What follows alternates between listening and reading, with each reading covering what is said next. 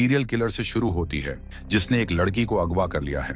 वह उसे एक तेज चाकू से मारने ही वाला होता है, लेकिन तभी उसे एहसास होता है कि लड़की न तो डरी हुई है और न ही रो रही है, और उसे डराने के लिए और भी बड़ा चाकू निकालता है। वह जोर जोर से हंसने लगती है। गुस्से में किलर पूछता है, तू हंस क्यों रही है? लड़की मुस्कुराते हुए जवाब देती है, तुम मुझे मार नहीं सकते क्योंकि मेरा बॉयफ्रेंड मुझे बचाने आ रहा है। इस लड़की का नाम दामिनी है, जो रेलवे स्टेशन पर अपने बॉयफ्रेंड का इंतजार कर रही होती है। तभी अचानक एक सीरियल किलर आता है और उसके चेहरे पर कोई स्प्रे कर देता है। वह हल्का सा मुस्कुराती है क्योंकि उसने अपने बॉयफ्रेंड गौतम को स्टेशन पर आते हुए देख लिया होता है। हालांकि किलर को यह पता चलता है कि गौतम अंधा है, इसलिए वह चुपचाप दामिनी को उठाकर वहां से चला जाता है। कुछ देर बाद गौतम को अजीब महसूस होता है और वह दामिनी को पुकारता है। जब वह इधर उधर ढूंढता है तो उसे जमीन पर दामिनी की अंगूठी पड़ी मिलती है। अब उसे यकीन हो जाता है कि उसकी गर्लफ्रेंड मुसीबत में है। अब आगे क्या होगा, चलिए जानते हैं। कहानी शुरू होती है एक सुनसान जगह से, जहां यह खूनी हत्यारा एक लड़की को बिस्तर से बांध कर रखता है। बिना कोई बात किए वह उसका सिर काट देता है और फिर उसके शरीर को किसी दूसरी जगह फेंक देता है। अगली सुबह पुलिस वहां पहुंचती है, जरूरी जांच पड़ताल करती है और फिर चली जाती है। इसी शहर में हमारा हीरो गौतम रहता है। वह एक अंधा लड़का है, लेकिन उसे रेडियो सुनना बहुत पसंद है। खास तौर पर उसे रेडियो जॉकी दामिनी की आवाज से प्यार हो गया है। वह रोज उसका शो सुनता है और धीरे धीरे एक तरफा प्यार में पड़ जाता है। गौतम को दामिनी की हर दिन की दिनचर्या पता होती है। वह कहाँ जाती है, क्या करती है और किस समय कहाँ होती है। वह अपने दोस्त की मदद से चुपचाप उसका पीछा करता रहता है। एक दिन दामिनी के पीछे पीछे चलते हुए गौतम एक शादी में पहुंच जाता है। वहां वह दामिनी को इम्प्रेस करने के लिए एक गाना गाता है, उसे प्रपोज कर देता है। पहले तो दामिनी उसे मना कर देती है, लेकिन जब गौतम बहुत मिन्नतें करता है तो वह उसे एक चुनौती देती है। वह कहती है, ठीक है, कल मैं एक खास जगह जाऊंगी। अगर तुम यह पता लगा पाए कि मैं कहाँ जा रही हूँ और वहां पहुंच गए तो मैं तुम्हारा प्रपोजल स्वीकार कर लूंगी। यह साबित करेगा कि तुम्हारा प्यार सच्चा है। वह यह भी बताती है कि इशारा उसके अगले रेडियो शो में मिलेगा। अगले दिन गौतम रेडियो के पास बैठकर दामिनी की हर बात ध्यान से सुनता है। उधर रात होते ही दामिनी रेलवे स्टेशन पर खड़ी गौतम का इंतजार कर रही होती है। उसे पूरा यकीन होता है कि गौतम उसे ढूंढते हुए वहां जरूर पहुंचेगा, लेकिन घंटों इंतजार करने के बाद भी गौतम नहीं आता। तभी स्टेशन पर अचानक वही साइको किलर आ जाता है और दामिनी के चेहरे पर कुछ स्प्रे कर देता है। जैसे ही दामिनी स्टेशन पर गौतम को आता देखती है, वह हल्के से मुस्कुराती है। गौतम, जो उसकी परफ्यूम की खुशबू से उसकी मौजूदगी का अंदाजा लगा लेता है, उसका नाम पुकारता है और धीरे धीरे उस बेंच की तरफ बढ़ता है जहां दामिनी बेहोश पड़ी होती है। लेकिन तभी चालाक साइको किलर शांतिपूर्वक दामिनी को कंधे पर उठाता है और गौतम के ठीक सामने से गुजर जाता है। यह सुनने में भले ही डरावना लगे, लेकिन इस पल को महसूस करना 1000 गुना ज्यादा खौफनाक होगा। गौतम को अचानक अजीब सा एहसास होता है, जैसे कुछ सही नहीं है। इसलिए वह तुरंत पुलिस को कॉल करता है और रिपोर्ट करता है कि दामिनी को उसी साइको किलर ने किडनैप कर लिया है। उधर किलर दामिनी को एक सुनसान जगह पर ले जाता है और उसके हाथ पैर काटने ही वाला होता है। जब उसकी नजर दामिनी के चेहरे पर पड़ती है, वह डरने के बजाय मुस्कुरा रही होती है। किलर हैरान होकर पूछता है, तू डर क्यों नहीं रही? दामिनी जवाब देती है, आज से ठीक 7 दिन बाद मेरा जन्मदिन है। अगर मैं वापस नहीं आई तो गौतम तुम्हें ढूंढकर खत्म कर देगा। उसकी बेखौफ बातों से किलर चौंक जाता है। उसे दामिनी की आत्मविश्वास भरी बातें सुनकर मजा आता है, इसलिए वह उसकी जान बख्श देता है और उसकी चुनौती स्वीकार कर लेता है। बाद में वह एक सेक्स वर्कर को हायर करता है, फिर उसे बेहोश करके अपने ठिकाने पर ले जाता है। इसके बाद किलर उसका सिर काट देता है और उसका शरीर दामिनी के बदले रख देता है, ताकि लोगों को लगे कि दामिनी मर चुकी है। फिर वह दामिनी से कहता है, जब गौतम तुझे ढूंढने आएगा तब मैं उसका सिर काटकर तुझे दूंगा और तेरा सिर काटकर उसे दूंगा। अगले दिन किलर सेक्स वर्कर की लाश को पब्लिक प्लेस पर फेंक देता है। पुलिस तुरंत वहां पहुंचती है और इंस्पेक्टर कमिश्नर को बताती है कि दामिनी के पिता ने शव की पहचान की, लेकिन उन्होंने कहा कि यह उनकी बेटी नहीं है। उधर गौतम भी वहां पहुंचता है और सिर्फ महक से ही समझ जाता है कि यह दामिनी नहीं है। इसके बाद वह तुरंत सुशीला नाम की एक डॉक्टर से मिलता है और उसे कहता है कि दामिनी जिंदा है। सुशीला कहती है, यह अजीब है क्योंकि यह किलर कभी किसी को जिंदा नहीं छोड़ता, लेकिन अगर उसने दामिनी को जिंदा छोड़ा है तो जरूर कोई खास वजह होगी। डॉक्टर गौतम को हिम्मत देती है और कहती है, पुलिस इस किलर को 1 साल से पकड़ने की कोशिश कर रही है और अब तक नाकाम रही है, लेकिन शायद तुम कामयाब हो सकते हो। इसके बाद गौतम पुलिस कमिश्नर के पास मदद मांगने जाता है। एक कांस्टेबल अकबर उसे कमला नाम की एक पूर्व पुलिस अधिकारी के बारे में बताता है, जिसने इस केस पर पहले काम किया था। गौतम कमला को ढूंढ निकालता है और सारा सच बताता है, लेकिन कमला गुस्से में आकर उसकी मदद करने से साफ इनकार कर देती है। दरअसल कमला एक एक्सीडेंट में अपने दोनों हाथ और पैर खो चुकी थी, जिसके बाद वह पूरी तरह व्हील चेयर पर निर्भर हो गई थी। इस हादसे ने उसे अंदर से तोड़ दिया था और इसी वजह से उसने पुलिस की नौकरी भी छोड़ दी थी। गुस्से में गौतम कमला को थप्पड़ मारता है और वहां से चला जाता है। उधर पुलिस उस इलाके में पहुंचती है जहां वह सेक्स वर्कर रहती थी। एक महिला से पूछताछ के दौरान वह बताती है कि रोनी नाम के शख्स ने उसे पिछली रात कॉल किया था और कुछ बताया था। आगे क्या होगा जानने के लिए बने रहिए। वह ग्राहक के साथ थी।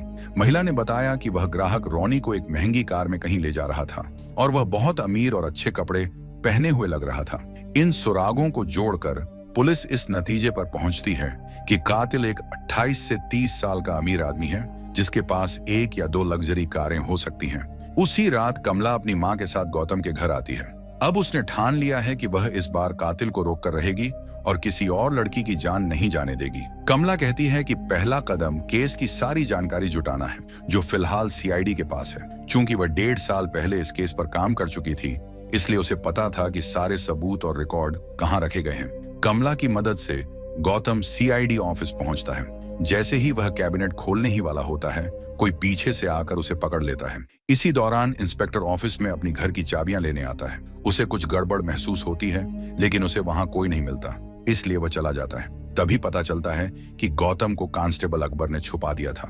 अकबर उसकी मदद करता है और उसे केस की सभी फाइलों की फोटोकॉपी दे देता है। गौतम और कमला की जांच शुरू होती है। घर लौटकर कमला फाइलों को ध्यान से पढ़ती है और पाती है कि अब तक 14 लड़कियां गायब हो चुकी हैं। इनमें से 4 सेक्स वर्कर थीं, जबकि बाकी सभी अपने अपने फील्ड में सफल महिलाएं थीं। हर लड़की को दिन दहाड़े और भीड़-भाड़ वाली सड़कों से किडनैप किया गया था।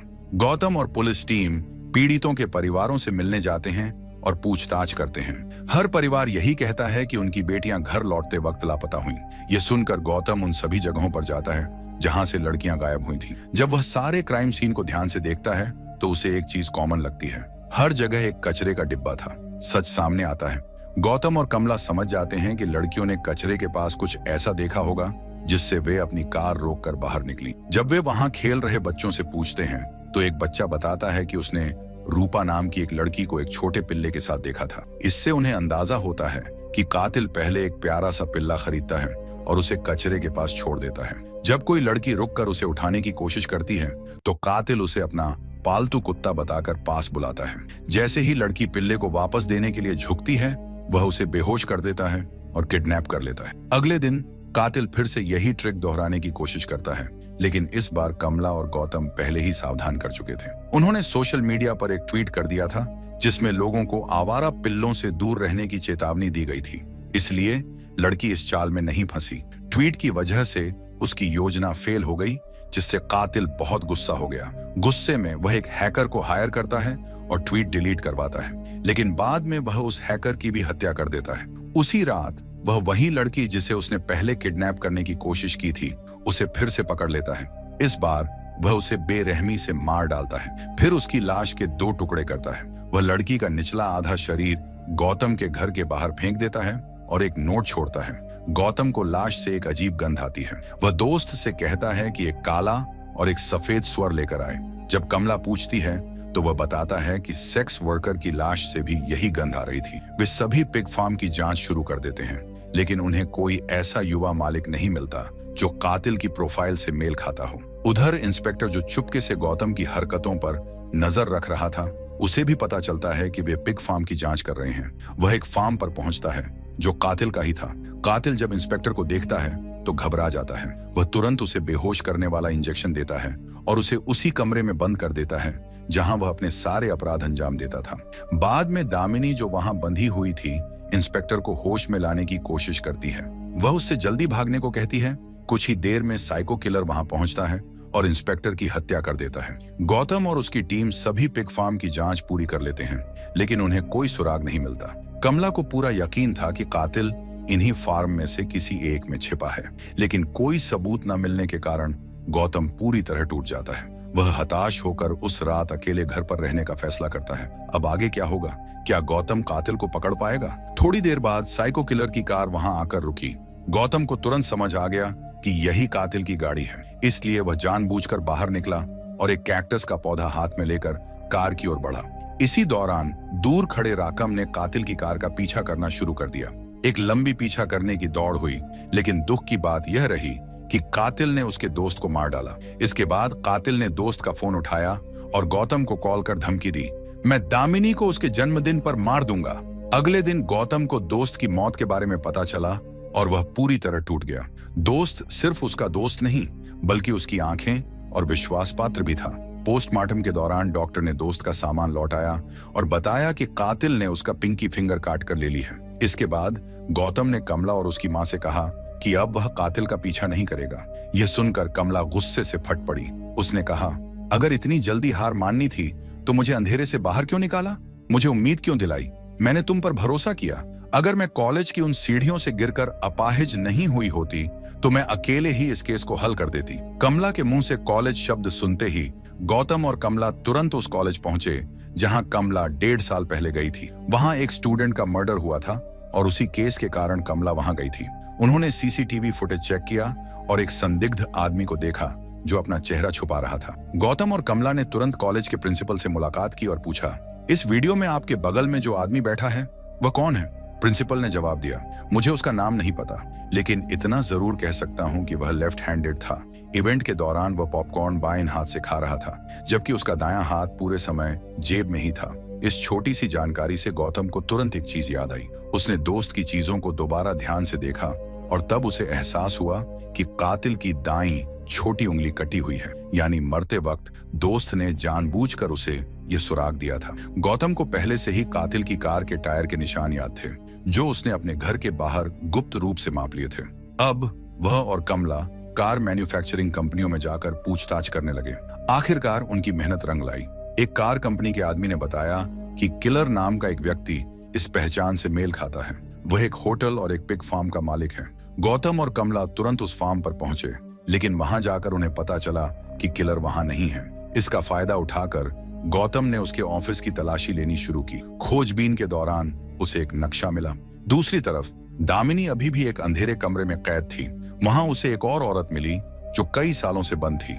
दामिनी ने उससे नाम पूछा तो उसने बताया कि उसका नाम राहेल है। राहेल ने बताया कि वह किलर की टीचर थी। किलर एक अनाथालय में पला बड़ा था और बचपन में राहेल ने उसे बहुत बुरी तरह पीटा था। अब वह अपना बदला ले रहा था। उसी समय कमला ने नक्शे पर माचिस की तीलियां रखकर रास्ता मार्क कर दिया ताकि गौतम को समझने में आसानी हो। गौतम ने उस नक्शे को अपनी उंगलियों से महसूस कर याद कर लिया। अब दोनों ने फैसला किया कि वे 2 अलग अलग जगहों पर जाकर दामिनी को बचाएंगे। कमला रास्ता बताएगी और गौतम कार चलाएगा। वापस फार्म पर किलर ने दामिनी को जबरदस्ती एक कुर्सी पर बैठाया। उसके सामने राहेल को भी बिठाया। वह अपने बचपन की सबसे दर्दनाक याद को दोबारा जीना चाहता था। बचपन में जब उसने गलत हरकत की थी तो राहेल ने उसे 60 बार पीटा था। अब किलर उसके सामने रोने लगा और माफी मांगने लगा, लेकिन तभी दामिनी ने उससे पूछा कि उस मरे हुए पुलिस वाले का क्या हुआ। किलर ने स्वीकार किया कि वह पुलिस वाला उसे जुवेनाइल जेल ले जा रहा था, लेकिन वह रास्ते में उसे मारकर भाग गया। ठीक उसी समय गौतम और कमला उस जगह पर पहुंच गए। जैसे ही वे अंदर घुसे, फैक्ट्री में अलार्म बजने लगे। किलर ने यह सुना और गौतम को मारने के लिए दौड़ा, लेकिन तभी पूरे इलाके की बिजली चली गई। कमला की मां ने बिजली काट दी थी। अब अंधेरे में किलर बौखलाकर गौतम को ढूंढने लगा। किलर चिल्लाया, मैं हार गया और तुम जीत गए। अब या तो मैं तुम्हें मारूंगा या तुम मुझे। गौतम आगे बढ़ा, लेकिन किलर ने अचानक चाकू घोंप दिया। गौतम गंभीर रूप से घायल हो गया, लेकिन उसने आखिरी ताकत लगाकर किलर को इलेक्ट्रिक शॉक दिया, जिससे वह बेहोश हो गया। किलर बेहोश हो चुका था। गौतम ने उसके हाथों को जंजीरों से बांध दिया। इसके बाद गौतम ने दामिनी को ढूंढा और उसके हाथ पैर खोल दिए। जब दोनों वहां से भागने लगे तो किलर जोर जोर से चिल्लाने लगा, टीचर प्लीज मुझे अकेला मत छोड़ो, मैं अकेले नहीं रहना चाहता। यह सुनकर दामिनी ने उसकी तरफ चाबी फेंक दी, लेकिन जैसे ही किलर उसे पकड़ने गया, उसकी टीचर राहेल ने चाबी छीन ली और निगल ली। गुस्से में आकर किलर ने राहेल का पेट चीर दिया ताकि वह चाबी निकालकर खुद को आजाद कर सके। जब तक वह खुद को छुड़ाता, तब तक दामिनी, गौतम और कमला वहां से भाग चुके थे। अगले दिन पुलिस ने दामिनी को प्रेस के सामने बैठाया। जब पत्रकारों ने उससे सवाल पूछे तो उसने कहा, मुझे उस आदमी में कोई साइको किलर नहीं दिखा, बल्कि मैंने एक अकेला बच्चा देखा जिसे सबने छोड़ दिया था, जिसकी तन्हाई का गलत फायदा उठाया गया। अगर मैं उसकी माँ या बहन होती तो शायद उसे इतना प्यार मिल जाता कि वह कभी कातिल ही नहीं बनता। उसके शब्दों में दुख और सहानुभूति झलक रही थी। दूर बैठा किलर ये इंटरव्यू देख रहा था। उसने पहली बार महसूस किया कि कोई उसे समझ पाया, किसी ने उसे दया और अपनापन दिखाया। अपनी गलतियों और हार को स्वीकार करते हुए उसने एक पहाड़ से कूदकर अपनी जान दे दी। इस फिल्म में एक पैटर्न देखने को मिलता है। अक्सर फिल्मों में खलनायकों विलन को पूरी तरह बुरा दिखाया जाता है, लेकिन हमें यह भी सोचना चाहिए कि वे ऐसे बने ही क्यों। जैसे किलर को देखिए, क्या आप कभी किसी ऐसे इंसान को माफ कर सकते हैं जिसने आपके साथ बुरा किया हो? एक टीचर का काम है सही राह दिखाना, लेकिन अगर वह एक छोटी गलती के लिए किसी को जिंदगी भर सजा देता रहे तो क्या यह सही है? इस कहानी ने यही समझाया कि कभी कभी बुराई का जन्म दर्द से होता है। और इसी के साथ फिल्म खत्म होती है। दोस्तों, हमारे चैनल को सब्सक्राइब करने के लिए दिल से शुक्रिया।